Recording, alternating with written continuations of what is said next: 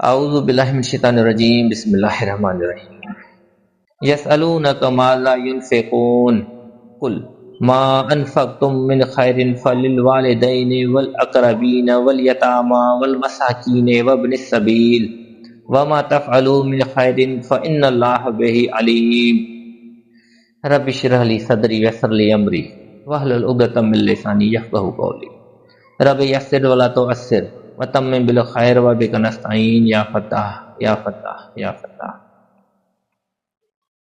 ए पैगंबर सल्लल्लाहु अलैहि वसल्लम तोखां सवाल था पुछन त छा ख़र्च कन।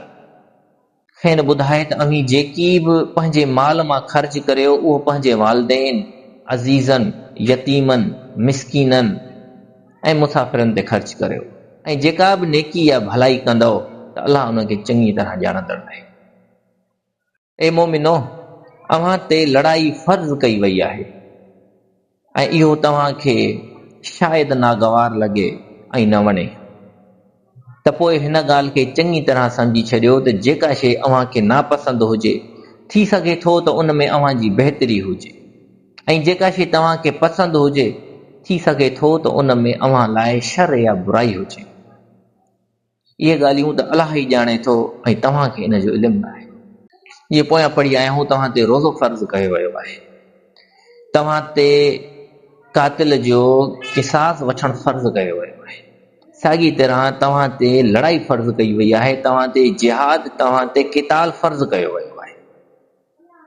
यकीनन अलाह फरमाए थो त थी सघे थो त इहा ॻाल्हि तव्हांखे न वणे, छो जो जिहाद थींदो, लड़ाई थींदी, जॾहिं तव्हां बातिल सां टकराईंदव त तव्हांखे जान जो नुक़सानु आहे। हिन दुनिया मां यानी तव्हां रुख़सत थी वेंदा। आख़िरत में छा आहे उहो रब थो फरमाए थो, मूंखे ई ख़बर आहे त मूं तव्हांजे लाइ कहिड़ियूं कहिड़ियूं वॾियूं नेमतूं रखियूं आहिनि।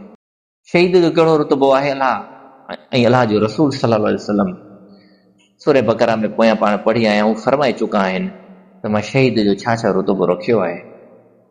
इहो मुनाफ़िकनि जो हमेशह रवैयो रहियो आहे। हुननि हमेशह मुसलमाननि खे इहा ई सलाह ऐं मशवरो ॾिनो त भला लड़ाई झगड़े में छा रखियो आहे, विढ़ी तव्हां छा हासिल कंदा। बहितर आहे हिकिड़ी जॻह ते वेही करे पाण में सलाह मशवरो करियो। बहितर आहे त तव्हां इस्लाह खां कमु वठो, ॻाल्हियूं करे ठही पोइ हिकिड़ी जॻह ते अची वञो, हिकिड़ी पॉइंट ते राज़ी थी वञो, छो था पंहिंजूं ज़िंदगियूं दाव ते लॻायो। यानी न विढ़णु मुनाफ़िकनि जो अमल आहे। मुसलमान यकीनन अलाह ऐं अलाह जे रसूल जे हुकुम ते पंहिंजूं जानियूं हथनि ते रखी मैदान ते लही पवंदो आहे। ऐं पैगंबर सल्लल्लाहु अलैहि वसल्लम तोखां ताज़ीम वारनि महीननि में लड़ाईअ बाबति पुछनि था। खेनि चओ त उन्हनि महीननि में लड़ाई करणु वॾे गुनाह जी ॻाल्हि आहे, पर अलाह जी राह खां माण्हुनि खे रोकणु ऐं अलाह खे न मञणु, मस्जिदुल हराम खां माण्हुनि खे झलणु ऐं हरम जे रहण वारनि खे उतां कढणु अलाह वटि उन लड़ाईअ खां बि वॾो गुनाह आहे। यानी तव्हां सॼो कमु करियो, माण्हुनि खे जिन ईमान आंदो आहे उन्हनि खे हर तरह सां तव्हां परेशान कयो, उन्हनि सां विढ़ो, उन्हनि खे मस्जिदुल हराम में दाख़िल न थियणु ॾियो ऐं उमीद रखो त हू तव्हां सां न विढ़नि। सभ खां वॾे में वॾो गुनाह जो कमु तव्हां करे वेठा आहियो। हे ॿिया सभु त उन खां नंढा आहिनि। पोयां पढ़ी आया आहियूं इन बि मुसलमाननि खे फरमायो त हीअ अगरि तव्हां सां जॾहिं काबे में बि विढ़ंदा, उते तव्हां सां खून रज़ी कंदा त तव्हां उन्हनि खे बि क़तल कंदव। यानी पाक अमन वारी जॻह ॾिसी करे हुननि ख़ामोश नाहे रहणो त हू बसि पंहिंजा क़तल कंदा रहनि ऐं तव्हां बसि अलाह जे हुकुम मुताबिक़ अमन वारी जाइ सम्झ हुन सां न विढ़ो। न, हू विढ़नि था त हुन सां विढ़ो, उन्हनि खे बल्कि क़तल करियो। ऐं फितनो त खून रज़ीअ खां बि निहायत वॾो गुनाह आहे। हाणे असल में फितनो आहे छा? फितनो हर उहा कैफ़ियत आहे जंहिंजी हालत में इंसान इस्लाम ते क़ाइमु न रही सघे। अॼु जो पूरो मुआशिरो फितनो आहे। इस्लाम ते अमल करणु निहायती ॾुखियो कयो वियो आहे। असां वटि गुमराहियूं, बिदअतूं पंहिंजी उरूज ते पुॼी चुकियूं आहिनि। अॼु खां 10 साल पहिरीं, 15 साल पहिरीं, 40-50 साल पहिरीं जेके ॻाल्हियूं दीन में कोन हूं, अॼु उहे पंहिंजे उरूज ते पुॼी चुकियूं आहिनि ऐं ॾींहों ॾींहुं उन्हनि में इज़ाफ़ो थींदो पियो वञे। इस्लाम में सालगिरह जी का बि अहमियत कोन्हे। इहो यहूद नसारा जो तरीक़ो आहे, मुसलमाननि जो तरीक़ो न आहे।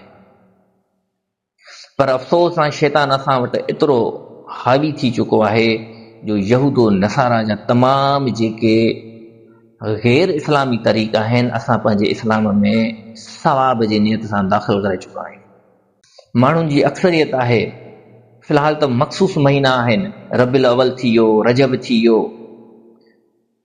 सफ़र थी वियो, हिकु ॿ ॿियो महीनो आहे जिन में हू नबी जूं सालगिरहूं मल्हाइनि था, जिन खे मिलाद जो नालो ॾियनि था, जिन में सैयदना अली उल मुर्तज़ा रज़ियल्लाहु ताला अन्हु जी सालगिरह मल्हाइनि था।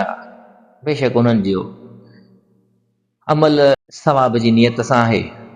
इन्हनि अमलनि जे करे हुननि रोड बंदि करे छॾिया, हुननि पाड़नि जूं गलियूं घिटियूं बंदि करे छॾियूं आहिनि। हर माण्हू जो उते रहणु तमामु ॾुखियो हुननि बणाए छॾियो आहे। हिकिड़ी हदीस तव्हांखे मां ॿुधायां थो, उन मां तव्हां अंदाज़ो लॻायो त इस्लाम केतिरो आसान ऐं केतिरो अमन जो दीन आहे। इस्लाम ॿियनि खे फ़ाइदो ॾियणु ऐं ॿियनि जे लाइ भलाई जो हुकुम चाहे थो। मुस्लिम जी रिवायत आहे, नबी करीम सल्लल्लाहु अलैहि वसल्लम खां पुछियो वियो त ए अल्लाह जा रसूल सल्लल्लाहु अलैहि वसल्लम, तव्हां मूंखे का अहिड़ी ॻाल्हि ॿुधायो जंहिंसां मूंखे फ़ाइदो हासिल थिए। पाण करीम सल्लल्लाहु अलैहि वसल्लम फरमायो, मुसलमाननि जे रस्ते खां तकलीफ़ ॾियण वारी शइ खे हटाए छॾियो। यानी हिकिड़ी मामूली शइ जेका तकलीफ़ ॾियण वारी आहे, मुसलमाननि जे रस्ते में पई आहे, त उनखे हटाए छॾणु तव्हांजे लाइ वॾी सवाब जी ॻाल्हि आहे। पर अफ़सोस आहे त असां कहिड़ियुनि गुमराहियुनि में मुब्तला थींदे माण्हुनि जा रस्ता बंदि करे वेठा आहियूं। त ॿुधायो, क़यामत वारे ॾींहुं जॾहिं नबी करीम सल्लल्लाहु अलैहि वसल्लम खे इहा ॻाल्हि ख़बर पवंदी त मुंहिंजी उमत ही कमु करे चुकी हुई, त छा पाण ख़ुशी जो इज़हार फरमाईंदा? हौज़े कौसर वारी आयत हदीस तव्हांखे यादि हुजणु घुर्जे त नबी करीम सल्लल्लाहु अलैहि वसल्लम जे अॻियां उन्हनि माण्हुनि खे जंहिंजा नूरानी चेहरा हुया उन्हनि खे हटायो वेंदो। वजह सिर्फ़ु बिदत कई, उन्हनि दीन में हर नओं तरीक़ो इख़्तियार कयो। ऐं असांजो छा हाल आहे? असां इन हदीस जे बिल्कुलु उबतड़ पिया हलूं। यकीनन इन्हनि अमलनि सां पाड़ेसिरी तमामु घणा परेशान थियनि था।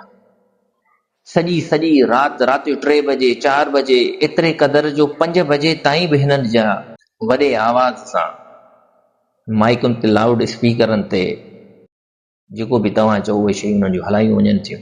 माण्हुनि जी निंड हराम आहे, माण्हुनि जे लाइ इबादत करणु हराम आहे। को तहज्जुद नथो पढ़ी सघे, एतिरे क़दर जो फजर जो टाइम थी वियो, हाणे उन खां पोइ तव्हां वञी किरी सुम्ही पवंदा। यानी इहो अमल तव्हांजे लाइ उन नमाज़ खां वधीक अहमियत रखे थो। नबी करीम सल्लल्लाहु अलैहि वसल्लम फरमाइनि था, हिकु वक़्तु ईंदो जॾहिं मुंहिंजी उमत में मौसीकी, शराब, ज़ना ऐं रेशम जो पाइणु हलाल कयो वेंदो। अॼु असां वटि अल्लाह रहम करे टोटल शयूं हलाल आहिनि। सही मुस्लिम जी बि रिवायत में नबी करीम सल्लल्लाहु अलैहि वसल्लम फरमायो, जंहिंजी तकलीफ़ उन खां उन जो पाड़ेसिरी महफ़ूज़ न आहे, उहो जन्नत में न वेंदो। पंहिंजे इन अमल ते गौर कजो त छा तव्हांजे इन अमल सां किथे तव्हांजो पाड़ेसी परेशान त न आहे? जीअं आहे त यकीनन इहो तव्हांजो अमल दुरुस्त न आहे। सही बुखारी जी रिवायत में अचे थो, जो कोई अल्लाह ऐं आख़िरत जे ॾींहं ते ईमान रखे थो त पंहिंजे पाड़ेसीअ खे तकलीफ़ न ॾिए। यकीनन इहे हदीसूं तमामु वॾी अहमियत रखनि थियूं। अल्लाह असांखे हिदायत ॾिए ऐं क़ुर और सुन्नत ते क़ाइमु रखे। असांखे घुर्जे त असां हिन खे वधि खां वधि पढ़ूं, वधि खां वधि सम्झूं। तिनी शैतान जे हथ कंडनि खां, शैतान जे वारनि खां, शैतान जे हमलनि खां बची सघूं। हू यकीनन तव्हांजो दुश्मन आहे। हिकु दफ़े नबी करीम सल्लल्लाहु अलैहि वसल्लम फरमाइनि था, मूं वटि जिब्रील आयो ऐं मूंखे पाड़ेसिरनि जे बारे में ही ॻाल्हियूं ॿुधाइण लॻो, त मूंखे ख़्यालु थियो त किथे पाड़ेसिरी खे विरासत में न शामिल कयो वञे। एॾा वॾा हुकूक मूंखे ॿुधाया हज़रत जिब्रील, जो मूंखे इहो अंदेशो थियो त किथे विरासत में न हुनजो हिसो रखियो वञे। ऐं काफ़िर त अव्हां सां हमेशह लड़ंदा ई रहंदा, एतिरे क़दर जो जेकॾहिं उन्हनि जो वस पुॼे त हूंद अव्हां खे पंहिंजे दीन खां ई फिराए छॾे। ये काफ़िर हमेशह इहे चाहिनि था कि हू ख़ुदि भटकियल आहिनि, उहे कंहिं दीन ते ई न आहिनि। तंहिंजे करे हुननि जी इहा हमेशह खां कोशिशि रहंदी त जे पाण नाकाम आहिनि त तव्हांखे बि नाकाम ई करे छॾीनि। तंहिं करे अव्हांखे हिकु नसीहत था करियूं त जेकॾहिं तव्हां मां को बि पंहिंजे दीन खां फिरियो ऐं कुफर जी हालत में मुओ त अहिड़नि माण्हुनि जी कई कमाई दुनिया ऐं आख़िरत में चट थी वेंदी। इहे माण्हू भले यतीमनि खे खाधो खाराइनि, चाहे हिननि जा हर चपे चपे ते फलाही इदारा हुजनि, हू बेवाउनि जो ख़्यालु रखंदड़ हुजनि, ॿोॾ अचे, तूफ़ान अचे, कुदरती आफ़त अचे, उन्हनि ते पंहिंजो मालो दौलत ख़र्च करे उन्हनि खे वधि खां वधि खाराइनि बि सही, लेकिन अलाह फरमाए थो त तव्हांजी इहो नेकी जो अमल मूं वटि को बि क़ाबिल क़बूल कोन्हे। दुनिया में बि हिननि खे मां चट कंदुसि ऐं आख़िरत में तव्हां ईंदा त तव्हांजा हथ ख़ाली हूंदा। ऐं अहिड़ा माण्हू दोज़खी आहिनि ऐं हमेशह उन दोज़ख में ई रहंदा। बेशक जिन ईमान आंदो ऐं अलाह जी राह में पंहिंजा घर ॿार छॾिया ऐं अलाह जी राह में जिहाद कयो, से ई अलाह जी बाज जा सचा उमीदवार आहिनि ऐं अलाह बेहद बख़्शणहार ऐं निहायत रहम करण वारो आहे। इहे आहिनि अलाह जी रहमत जा सचा उमीदवार। अलाह ताला हिननि खे एॾो प्यारो कंज़ फरमाए रहियो आहे, यानी तव्हांजा कारोबार शराब व ज़िना वारा, तव्हांजूं हुकूमतूं फिरौन ऐं काफ़िरनि वारियूं, तव्हांजी सियासत मुनाफ़िक़त वारी, ऐं पोइ बि तव्हां इन उमीद में आहियो त अलाह रहम फरमाईंदो। यानी अलाह फरमाए थो तव्हां मुंहिंजी हिकु बि ॻाल्हि न मञी ऐं पोइ बि तव्हां हिन आसिरे में आहियो। इहे सभु कम करे शरीयत जे ख़िलाफ़ वारा, चओ था त अलाह रहम कंदो। अलाह त आहे गफ़ूर रहीम, हर ॻाल्हि में ते रहम ई फरमाईंदो। अलाह तो फरमाए न, मां तव्हां ते रहम कोन फरमाईंदुसि, तव्हांखे मुंहिंजी रहमत जो मुस्तहिक थियणो पवंदो। ऐं मुस्तहिक थियण जे लाइ शर्त कहिड़ो आहे? इन्नल लज़ीना आमनू, यकीनन जिन ईमान आंदो, वल्लज़ीना हाजरू, ऐं जिन पंहिंजो घर बार छॾियो, जिन हिजरत कई, व जाहदू, ऐं जिहाद कयो फी सबीलिल्लाह, अल्लाह जी राह में, उलाइका यरजून रहमतल्लाह, इहे आहिनि अलाह जी रहमत जा उमीदवार। वल्लाहु गफूर रहीम, बेशक अल्लाह निहायत ई गफूर रहीम आहे। सदक़ अल्लाह।